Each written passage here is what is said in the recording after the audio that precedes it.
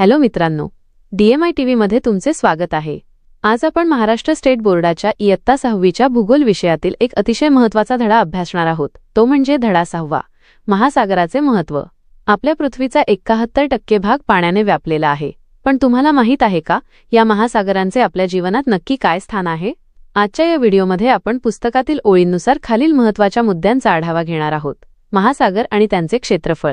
जगातील 5 प्रमुख महासागर आणि त्यांचे विस्तीर्ण क्षेत्रफळ किती चौरस किलोमीटर आहे हे आपण आकड्यांसह पाहू। महासागरातील ज्वालामुखी। जमिनीप्रमाणेच समुद्राच्या तळाशीही ज्वालामुखी कसे उफाळून येतात हे आपण जाणून घेऊ। मिठागरे। आपल्याला रोजच्या जेवणात लागणारे मीठ समुद्र किनाऱ्यावर कशा प्रकारे तयार केले जाते? तिवरीची खारफुटीची वने। किनारपट्टीच्या रक्षणासाठी ही वने किती महत्त्वाची आहेत याची माहिती घेऊ। जलवाहतूक। जागतिक व्यापारासाठी स्वस्त आणि महत्त्वाचा पर्याय असलेली समुद्री जलवाहतूक आपण समजून घेऊ। सागरी प्रदूषण। सगळ्यात महत्त्वाचं म्हणजे तेलगळती आणि शहरामधील सांडपाणी थेट समुद्रात सोडल्यामुळे आपल्या महासागरांचे किती गंभीर नुकसान होत आहे यावरही आपण चर्चा करणार आहोत। हा धडा नीट समजून घेण्यासाठी व्हिडिओ शेवटपर्यंत नक्की पहा। चला तर मग सुरुवात करूया आपल्या वाचनाला। मागील इयत्तेमध्ये आपण पृथ्वीवरील शिलावरण व जलावरण यांचा अभ्यास केला आहे। यामध्ये पृथ्वीवर जमीन व पाणी यांचे प्रमाणही आपण अभ्यासले आहे। तसेच प्रमुख महासागर कोणते हेही आपण पाहिले आहे। सोबतच्या तक्त्यात महासागरांचे क्षेत्रफळ दिले आहे ते समजून घ्या। पृथ्वीवरील महासागरांमध्ये पॅसिफिक महासागर हा सर्वात मोठा असून त्याचे क्षेत्रफळ 16,62,40,977 चौरस किलोमीटर इतके अवाढव्य आहे। त्यानंतर अटलांटिक महासागराचा क्रमांक लागतो जो 8,65,57,402 चौरस किलोमीटर क्षेत्रफळावर पसरलेला आहे। हिंदी महासागर हा 7,30,26,163 चौरस किलोमीटर क्षेत्रासह तिसऱ्या स्थानावर येतो। दक्षिण ध्रुवाभोवती असलेला दक्षिण महासागर 2,03,27,000 चौरस किलोमीटर क्षेत्र व्यापतो, तर आर्क्टिक महासागर हा 1,32,24,479 चौरस किलोमीटर क्षेत्रफळासह या यादीत 5व्या क्रमांकावर आहे। पृथ्वीपृष्ठावरील सर्व जलभागांचा समावेश जलावरणात केला जातो। महासागर, समुद्र, नद्या, नाले, सरोवरे व जलाशय तसेच भूजल हे सर्व जलावरणाचे घटक आहेत। यांपैकी एकूण उपलब्ध जलाच्या सुमारे 97.7% जल महासागरात आहे। माहित आहे का तुम्हाला, आपल्या परिसरातील सजीव सृष्टी आपण नेहमी पाहत असतो। जमिनीवरील सजीव सृष्टीत खूप विविधता आहे, परंतु जमिनीवर असलेल्या एकूण सजीव सृष्टीच्या कितीतरी पटीने जास्त सजीव सृष्टी जलावरणात राहते आणि त्यात कितीतरी अधिक विविधता आहे। आकृती 6.1 करून पहा। 1 वाटी पातळ पोहे, 1 लहान चमचा तेल, 1 छोटा कांदा व टोमॅटो बारीक चिरलेला तसेच थोडेसे तिखट घ्या। सर्व साहित्य एकत्र करून मिसळा। प्रत्येकाने त्याची चव घ्या। आता उरलेल्या पोह्यांत थोडे मीठ टाका व पुन्हा नीट मिसळा। आता या पोह्यांची चव घ्या। आधी आणि नंतर दिलेल्या पोह्यातील चवीमध्ये कोणता फरक जाणवला? पोह्यांना कोणत्या पदार्थामुळे अधिक चव आली असे तुम्हाला वाटते? तुमच्या घरात हा पदार्थ आणखी कशासाठी वापरला जातो? हा पदार्थ कोठे तयार होतो याबाबत चर्चा करा। करून पहा। एका स्टीलच्या बशीत थोडेसे पाणी घ्या। आकृती 6.2 पाणी शक्यताय कूपनलिकेचे बोअरवेलचे असल्यास उत्तम। हे पाणी उन्हात ठेवा। पाणी पूर्णपणे आटेपर्यंत बशी काढू नका। पाणी पूर्ण आटल्यानंतर बशीचे निरीक्षण करा। तुम्हाला काय दिसते ते पहा। त्या पदार्थांची चव घेऊन पहा। भौगोलिक स्पष्टीकरण तुमच्या असे लक्षात येईल की बशीतील पाण्याचे बाष्पीभवन होऊन बशीत पाण्याच्या जागी सफेद रंगाचा थर साचलेला दिसेल। हा थर चवीला खारट तुरट असतो। हे पाण्यातील क्षार असतात हे आपल्या लक्षात येईल। पेयजल म्हणून आपण जे पाणी वापरतो त्यामध्ये क्षारांचे प्रमाण कमी असते। महासागर, सागर किंवा समुद्र यांच्या पाण्यात क्षारांचे प्रमाण जास्त असते, म्हणून ते पाणी चवीला खारट लागते। जरा विचार करा, नद्यांचे पाणी वाहत जाऊन शेवटी कोठे मिळते? समुद्रात ज्वालामुखी होत असतील का? या प्रश्नांची उत्तरे थोडक्यात खालीलप्रमाणे आहेत। नद्यांचे पाणी वाहत जाऊन शेवटी समुद्राला किंवा महासागराला मिळते। काही नद्या मोठ्या सरोवरांना देखील जाऊन मिळतात। समुद्रातील ज्वालामुखी, हो, समुद्रात देखील ज्वालामुखी होतात। त्यांना समुद्रतळावरील ज्वालामुखी सबमरीन व्हॉल्केनोज म्हणतात। पृथ्वीवरील बहुतेक ज्वालामुखी क्रिया प्रत्यक्षात महासागरांच्या तळाशीच घडत असतात। भौगोलिक स्पष्टीकरण। महासागरांमध्ये अनेक जलचर असतात। सूक्ष्म प्लवंकांपासून ते महाकाय देवमासे अशा प्रकारचे जीव महासागरात आढळतात। हे जीव मृत झाल्यावर त्यांचे मृतावशेष महासागरात साचतात। सर्व नद्या डोंगरांमधून व पर्वतांमधून वाहत येऊन महासागरांना मिळतात। नद्या पाण्याबरोबर झीज झालेल्या जमिनीचा गाळ, प्रवाहात आलेली झाडे झुडपे व मृतावशेष सोबत घेऊनच महासागरांना मिळतात। वरील दोन्ही प्रकारांत मृतावशेषांचे विघटन होऊन त्यातून बाहेर पडणारी विविध खनिजे, क्षार इत्यादी महासागराच्या पाण्यात मिसळतात. ज्याप्रमाणे जमिनीवर ज्वालामुखीचे उद्रेक होतात त्याप्रमाणे ते महासागरातही होतात हे लक्षात घ्या. आकृती 6.3 पहा. ज्वालामुखीमुळे अनेक प्रकारची खनिजे, राख, क्षार व वायू पाण्यात मिसळतात. या सर्वांमुळे समुद्राच्या पाण्यातील खनिज द्रव्यांची, क्षारांची पातळी वाढते. महासागराच्या पाण्याचे सतत बाष्पीभवन होऊन क्षारांचे प्रमाण वाढत असते. या सर्व गोष्टींमुळे महासागराचे पाणी खारट होते. पाण्याची क्षारता, खारटपणा प्रत्येक ठिकाणी वेगळी असते. समुद्राची क्षारता दर 1000 परमिल या प्रमाणात सांगितली जाते. सर्वसाधारण महासागराच्या पाण्याची क्षारता 35 परमिल असते. मृत समुद्र हा जगातील सर्वांत क्षारयुक्त जलाशय म्हणून ओळखला जातो. त्याची क्षारता 332 परमिल आहे. खाऱ्या पाण्यापासून आपल्याला मीठ मिळते. मीठ हा पदार्थ समुद्रकिनारी भागात मिठागरे तयार करून मिळवला जातो. आकृती 6.4 पहा. मिठाचा आपल्या आहारात समावेश असतो. मिठाप्रमाणेच फॉस्फेट, सल्फेट, आयोडीन अशी अनेक खनिजे समुद्रात असतात. खनिजांसाठी आपण काही प्रमाणात महासागरांवर अवलंबून असतो. जरा डोके लावा.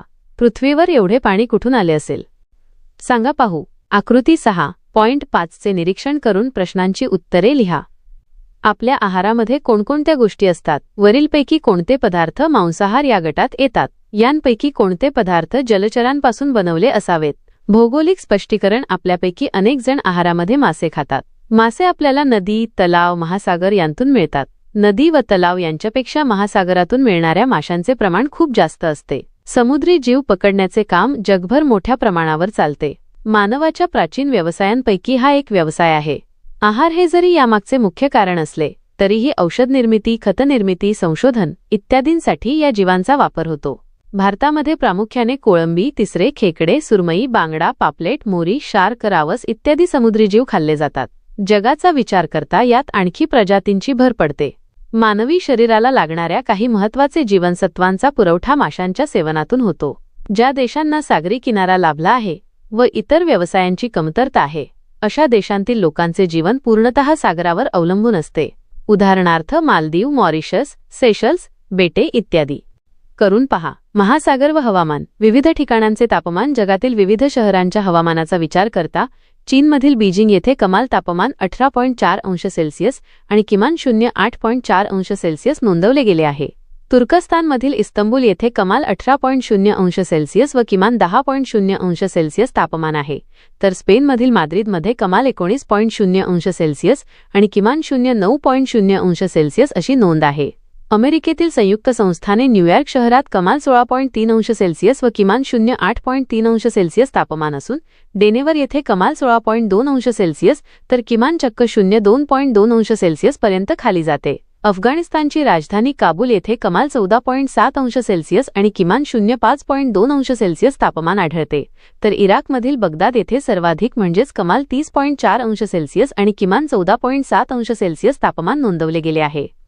वरील तक्त्यामध्ये 30 अंश ते 40 अंश अक्षवृत्तादरम्यान येणाऱ्या काही ठिकाणांचे सरासरी कमाल व किमान तापमान दिले आहे. त्यांचा अभ्यास करून पुढील कृती करा.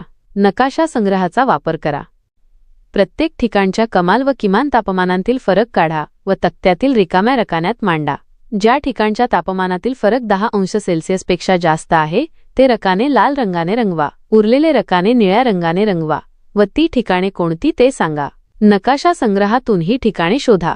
कोणती ठिकाणे महासागरांच्या जवळ आहेत? त्या ठिकाणाची तापमान कक्षा कमी आहे की जास्त आहे ते सांगा. तापमान कक्षेत फरक होण्यामागचे प्रमुख कारण काय असावे? ही सर्व स्थाने कोणत्या कटिबंधात येतात? स्थानांच्या तापमानातील फरक किती आहे?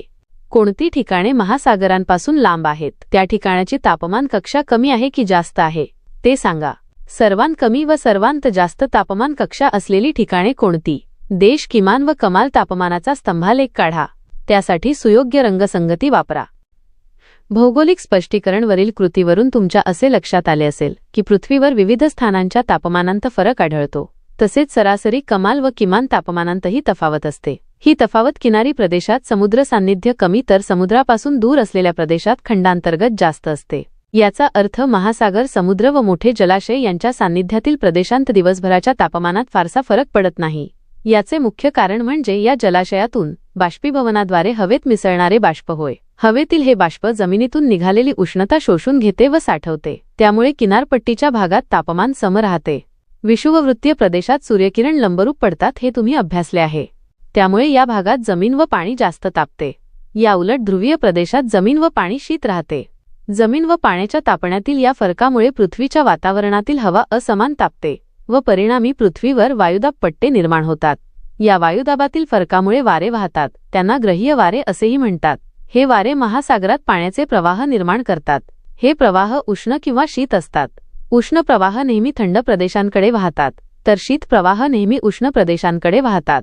म्हणजेच ते विषुववृत्ताकडून ध्रुवीय प्रदेशाकडे व ध्रुवीय प्रदेशाकडून विषुववृत्ताकडे वाहतात. त्यामुळे पृथ्वीवरील उष्णतेचे फेरवितरण होते. उष्ण प्रदेशांकडे आलेले शीत प्रवाह तेथील किनारी भागाचे तापमान सौम्य करतात, तर थंड प्रदेशांकडे आलेले उष्ण प्रवाह तेथील किनारी भागाचे तापमान उबदार करतात. आकृती 5.6 चा अभ्यास करताना आपण हे पाहिले आहे. वरील दोनही प्रकारे महासागर जागतिक तापमानाचे नियंत्रक म्हणून काम करताना दिसतात. महासागरांच्या प्रचंड विस्तारामुळे महासागरातील पाण्याची वाफही मोठ्या प्रमाणात होते. ही क्रिया सतत सुरू असते. त्यापासून पृथ्वीवर पाऊस पर्जन्य पडतो. महासागर हे पर्जन्याचे उगमस्थान आहे. पर्जन्याचे पाणी नदी नाल्यांद्वारे शेवटी महासागरातच मिसळते. म्हणजेच पर्जन्य चक्राची सुरुवात व सांगता देखील महासागरातच होते, हे लक्षात घ्या. माहीत आहे का तुम्हाला, सागर सान्निध्य लाभलेल्या प्रदेशात हवामान सम असल्यामुळे मानवी लोकसंख्येची घनता या भागामध्ये जास्त असते. हवामानाबरोबरच समुद्रातून मिळणारी विविध उत्पादने, विपुल प्रमाणात उपलब्ध होणारे खाद्य यांमुळे सागरी किनारी भाग मानवाला नेहमी आकर्षित करत आला आहे.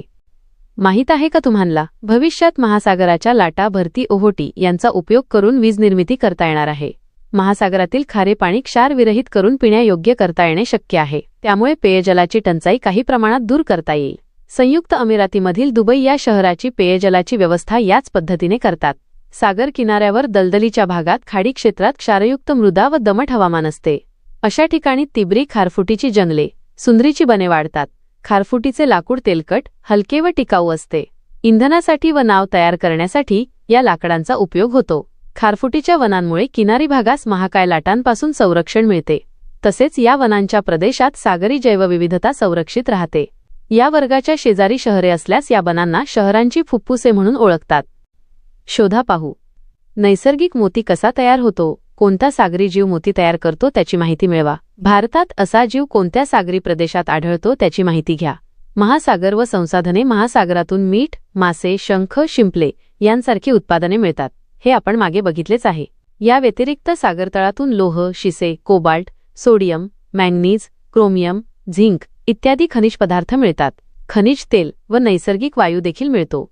मोती व पोवळे यांसारख्या मौल्यवान वस्तू, शंख, शिंपले यांसारखी शोभेच्या वस्तू तसेच औषधी वनस्पती देखील आपल्याला सागरातून मिळतात. महासागर व वाहतूक. महासागरामधून सर्वांत स्वस्त असा वाहतुकीचा पर्याय उपलब्ध झालेला आहे. जलमार्गी जहाजे, ट्रॉलर, बोटी, नावा यांतून मोठ्या प्रमाणात मालवाहतूक केली जाते. आकृती 6.8 जलमार्गी मोठ्या प्रमाणात आंतरराष्ट्रीय व्यापार चालतो. सागर किनारा लाभलेल्या स्पेन, नॉर्वे, जपान यांसारख्या देशांना सागरी मालवाहतुकीमुळे महत्त्व मिळालेले आहे. सागरी प्रवाह जलवाहतुकीच्या दृष्टीने महत्त्वाचे आहेत. जलवाहतूक शक्यतो सागरी प्रवाहाला अनुसरून केली जाते, कारण त्यामुळे जहाजाचा वेग नैसर्गिकरित्या वाढून वेळेची व इंधनाची बचत होते. जलमार्गी माल वाहून नेण्याची क्षमता इतर मार्गांच्या क्षमतेच्या तुलनेत बरीच जास्त असते. यामुळेच अवजड वस्तू जसे कोळसा, कच्चे तेल, कच्चा माल, धातू, खनिजे, अन्नधान्ये इत्यादी मालाची वाहतूक करण्यासाठी जलवाहतुकीचा पर्याय उपयोगात आणतात. महासागराच्या समस्या. पृथ्वीचा सुमारे 70.80% भाग पाण्याने व्यापलेला आहे. मानव आपल्या गरजा भागवण्यासाठी ज्या कृती करत असतो त्यातून अनेक प्रकारचा कचरा निर्माण होत असतो. अशा कचऱ्यापासून प्रदूषण होते. महासागराचे प्रदूषण ही एक मोठी समस्या यातून निर्माण झाली आहे. तेलगळती. आकृती 6.9 शहरामध्ये निर्माण होणारा घनकचरा सागर जलात टाकणे. जहाजांतून टाकले जाणारे साहित्य. मासेमारीचा अतिरेक. किनाऱ्यावरील खारफुटी जंगलतोड. पाणसुरुंगामुळे होणारे विध्वंस. उद्योग व शहरे यांतून सोडले जाणारे सांडपाणी. आकृती 6.10 समुद्रातील उत्खननामुळे होणारे प्रदूषण. या सर्व बाबींमुळे महासागराच्या पाण्याचे प्रदूषण होते. काही किनारपट्टींचे प्रदेश तर जलचरांसाठी मृत्यूचे सापळे ठरत आहेत. अनेक जलचर नामशेष होण्याच्या मार्गावर आहेत. उदाहरणार्थ निळा देवमासा, समुद्री कासव, डॉल्फिन इत्यादी. हे नेहमी लक्षात ठेवा. पृथ्वीचा जास्त भाग पाण्याने व्यापला असून त्यातील बरेच पाणी खारे आहे. या खारट पाण्यात असलेल्या सजीव सृष्टीला मानवाच्या कृतीमुळे व प्रदूषणामुळे धोका होईल अशा कृती आपण टाळल्या पाहिजे. पहा बरे जमते का? समीर आणि सानिया हे दोघे वर्गात जगाच्या नकाशावर जलमार्ग दाखवण्याचा खेळ खेळत आहेत. दोघांचे मार्ग एकमेकांच्या विरुद्ध दिशेने जाणार आहेत. एक मार्ग पूर्वेकडून तर दुसरा मार्ग पश्चिमेकडून जाणार आहे. मुंबई बंदरातून काही माल जलमार्गाने युनायटेड किंगडममधील लंडन शहरात पाठवायचा आहे. जगाच्या नकाशामध्ये असे किमान 2 जलमार्ग पेन्सिलने दाखवा. प्रत्येकाच्या मार्गावर वाटेत कोणकोणत्या देशांची कोणती बंदरे लागू शकतात ते नोंदवा. 1. समीरच्या मार्गावरील बंदरे. 2. सानियाच्या मार्गावरील बंदरे. यांपैकी कोणता मार्ग जवळचा वाटतो, सानियाचा की समीरचा? समीरच्या मार्गाने व सानियाच्या मार्गाने जाताना कोणकोणत्या महासागर पार करावे लागतात? पनामा व सुएझ हे काय आहेत? ते कशासाठी तयार करण्यात आले आहेत? समीर व सानिया यांच्या मार्गात त्यांचा वापर झाला आहे काय? तुम्ही आखलेल्या मार्गांशिवाय हा प्रवास आणखी कोणत्या मार्गाने करता येईल ते शोधा. तुम्ही काय कराल? तुमच्या स्वप्नात विविध सागरी जीव जसे देवमासा, कासव, तारामासा इत्यादी आले आहेत. ते तुम्हाला सांगत आहेत, तुम्ही मानव आम्हाला नीट जगू देत नाही. तुमच्याकडे नको असलेला कचरा, रसायने इत्यादी तुम्ही आमच्या घरात टाकता. घरातील लहान बाळं त्यामुळे आजारी पडतात. काहीजण दगावतात. आमच्या परिस्थितीचा विचार करा आणि सागरी प्रदूषण दूर करा. सांगा तुम्ही काय कराल? जरा विचार करा. मानवाने जलमार्ग शोधले नसते तर काय झाले असते? तुम्ही काय कराल? तुम्ही मुंबई शहराजवळ राहता. तुमच्या गायदामात 1000 क्विंटल तांदूळ धान साठवला आहे. स्थानिक बाजारपेठेपेक्षा परदेशामध्ये याला जास्त किंमत मिळणार आहे. दक्षिण आफ्रिकेतील एक व्यापारी चांगली किंमत देऊन हा तांदूळ धान विकत घेण्यास तयार झाला आहे. मात्र त्याला 4 महिन्यांत केपटाऊन बंदरात आवक हवी आहे. सांगा बरे व्यापारी म्हणून तुम्ही काय कराल? हे नेहमी लक्षात ठेवा. पृथ्वीवर असलेल्या जमिनीचे व पाण्याचे प्रमाण लक्षात घेता पाण्याचे प्रमाण जास्त आहे, म्हणूनच तिला जलग्रह असेही म्हणतात. पाणी हे कोणत्याही रूपात असले तरी ते सजीवासाठी वरदानच आहे. म्हणूनच मानवाला ज्ञात असलेल्या ग्रहांमध्ये सजीवसृष्टी फक्त पृथ्वीवर आढळते. 60 डिग्रीज दक्षिणीय अक्षवृत्तापासून अंटार्क्टिक खंडाच्या किनारपट्टीच्या जलभागाला दक्षिण महासागर असे म्हणतात. मला हे येते. महासागरातून मिळणाऱ्या बाबी गोष्टी सांगता येणे, महासागराचे महत्त्व सांगता येणे, सागरी समस्या सांगता येणे. तर मित्रांनो, आज आपण पाहिलं की हे अफाट महासागर केवळ पाण्याचा साठा नसून आपल्या जीवनाचा आणि हवामानाचा मुख्य आधार आहेत. मिठापासून ते मोत्यांपर्यंत आणि माशांपासून ते वाहतुकीपर्यंत महासागर आपल्याला काय काय देत नाहीत. पण तुम्हाला माहिती आहे का, ज्याप्रमाणे या महासागरांच्या तळाशी अनेक रहस्ये दडलेली आहेत, त्याचप्रमाणे आपण ज्या जमिनीवर चालतो ती जमीन नेमकी कशाची बनली आहे? आपण आजूबाजूला जे डोंगर, कडे आणि माती पाहतो त्यामागे एक खूप मोठा इतिहास दडलेला आहे. पुढच्या भागात आपण आपल्या पृथ्वीचा कणा म्हणजेच धडा 7वा, खडक व खडकांचे प्रकार हा भाग अतिशय रंजक पद्धतीने शिकणार आहोत. दगड किंवा खडक फक्त निर्जीव नसून ते स्वतःमध्ये पृथ्वीच्या जन्माची कहाणी साठवून असतात. काही खडक आगीतून जन्माला येतात तर काही पाण्याखाली तयार होतात. हे कसं शक्य आहे हे जाणून घेण्यासाठी पाहत रहा आपला चॅनल आणि भेटूया पुढच्या व्हिडिओमध्ये, जिथे आपण उलगडणार आहोत खडकांचे अनोखे विश्व. व्हिडिओ आवडला असेल तर नक्की लाईक करा आणि अभ्यासाशी संबंधित अशाच व्हिडिओसाठी सबस्क्राईब करायला विसरू नका. धन्यवाद.